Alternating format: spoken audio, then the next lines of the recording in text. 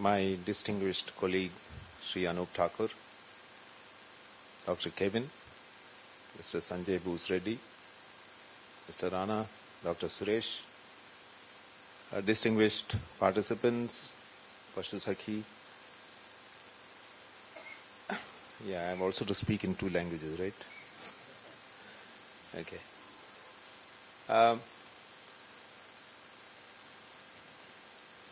I chair the National Dairy Development Board, so honestly speaking, I'm still trying to figure out what am I doing in a small room in a workshop. But when we look at dairying in many parts of this country, and having realized that livestock sector has the highest multiplier effect in poverty reduction, we did realize that there are many parts of this country, either for geographical reasons or climatic reasons or economic reasons, there are people who cannot really keep dairy animals, and they depend on small ruminants. So if you really look at it, it's the poor regions and the poor people who depend on these animals. And therefore, the reach out of many of the programs are also somewhat limited. Take veterinary services, for instance, take fodder management, for instance. Somehow we tend to concentrate on the larger segment or the more vocal segment of the whole system. So therefore, this project, which NDDB supported and is continuing to support, became extremely important. And there are some very, very, very interesting lessons which have come out today. And I must thank both Tini and Varsha, who have worked very hard on this very small team of people. Of course, they had a very demanding board, asking too many questions, I think, at times, and giving them all sorts of directions.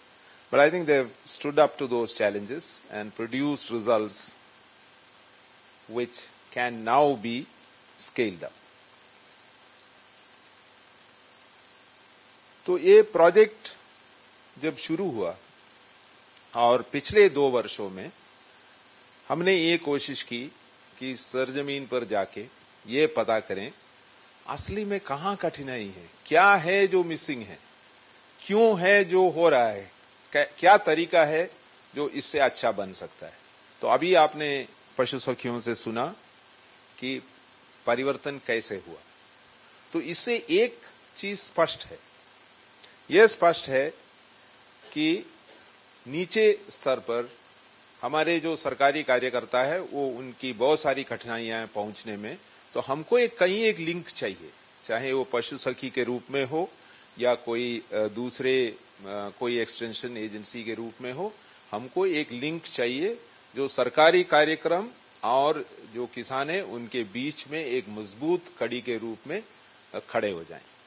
और वो अगर अच्छा काम करेंगे, निश्चय उसके परिणाम अच्छे होंगे. ये आपने साबित कर लिया. तो सबसे पहला मेरा ये लेसन ये है कि अगर हम इसको स्केल अप करेंगे, बड़ा प्रोग्राम बनाएंगे, ये कड़ी को इग्नोर नहीं करना चाहिए. ये कड़ी नहीं रहेगी तो शायद फिर वो बहुत बड़ा प्रोग्राम जरूर बनेगा, लेकिन जो आपको परिणाम चाहिए वो शायद नहीं मिल पाएगी.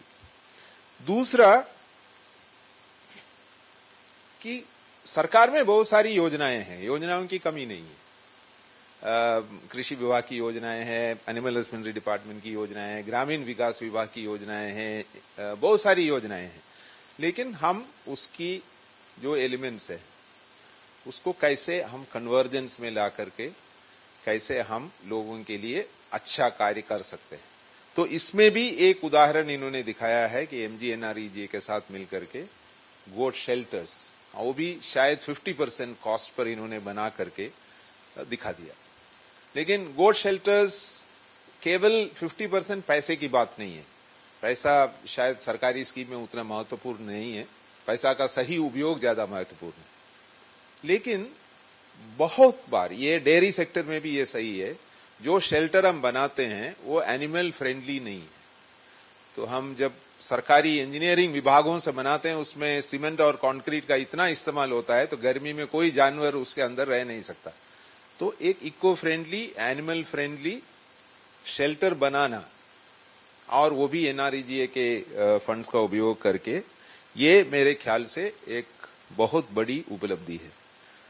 तो ये जो कार्यशाला है, और तीसरी बात आपने ये भी साबित कर लिया कि डीवर्मिंग और वैक्सीनेशन से बहुत सारी जो कठिनाई है, बीमारी है, ये दूर हो सकता है।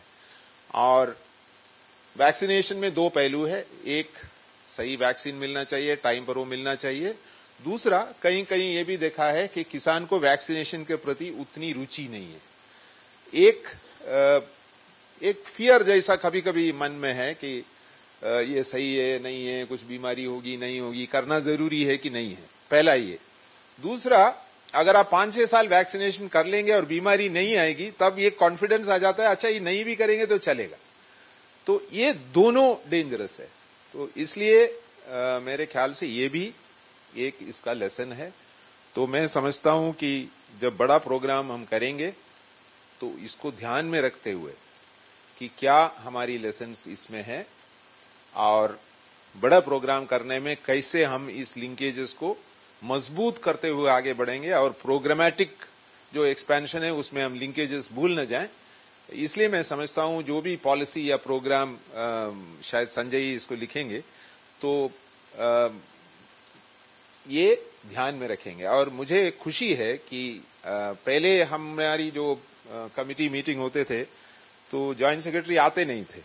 तो संजय के आने के बाद मेरे ख्याल से जितनी मीटिंग हुई है इन्होंने उसमें भाग लिया है और एक फील्ड विजिट किया है। और ये बहुत बड़ी चीज है कि जॉइंट सेक्रेटरी इसमें लीडरशिप लेकर के फील्ड विजिट करके जो भी उसकी इंग्रेडिएंट्स है, that he has absorbed those ingredients, he has imbibed them, and I am sure that it's going to be a great input for policy making, because that's what is lacking. I think Anup referred to it by saying that we sit in our rooms and we write policy. I think this is a very, very good beginning, and I must compliment you, Sanjay, for what you have done, because I think this is what makes a difference. Because we run a pilot to really establish a proof of concept. And if it is not picked up in its entirety, because very often what happens, there is a lot of cherry picking which goes on from the pilot. And then we end up in a problem while scaling up. So I'm really delighted that he has picked all those elements, and I'm also happy that Anup, that you are here, because it's not very often that secretaries find time to discuss small ruminants. So I'm extremely happy that you are here. If it was dairy, I know I could get your time. Anytime I want, I can say tomorrow there's no milk in Delhi, I'm sure he'll give me time. But small ruminants, I'm extremely delighted, because I think this shows a commitment to a poverty reduction objective of the government. And that's extremely important. It's about poverty reduction. I don't see dairy as buying milk from farmers, giving a good price and taking it and selling to you guys in Delhi in a pouch. No, it's actually an intervention for socio-economic transformation of the rural people of this country. And that's what we believe in. That's the underlying assumption on which what we do. So I'm extremely delighted and happy that philosophy has come in and rubbed on a lot of people. And I would think that when the program comes, we will have a lot more work, but I think a lot more success to cheer about. Thank you very much.